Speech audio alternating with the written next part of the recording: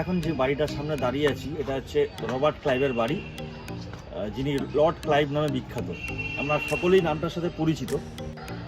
1357 খ্রিস্টাব্দে পলাশির যুদ্ধের জয় করে তিনি কিন্তু প্রথম ভারতবর্ষে ইস্ট ইন্ডিয়া কোম্পানির প্রভাব বিস্তার করেন।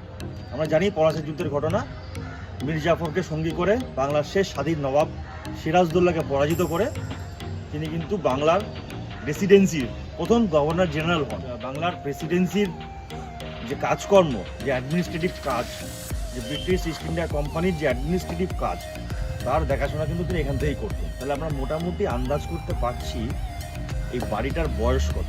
যদিও আর্কিওলজিক্যাল সার্ভে অফ ইন্ডিয়া বাড়িটার দায়িত্ব নিয়েছে, কিন্তু মোটের ওপর যেটা বলা যায় বাড়িটার অবস্থা কিন্তু খুব একটা ভালো না।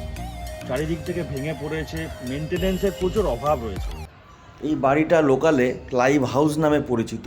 এটার লোকেশনটা বলে দিই, এটা হচ্ছে দমদমের নাগের বাজারের একদম কাছে।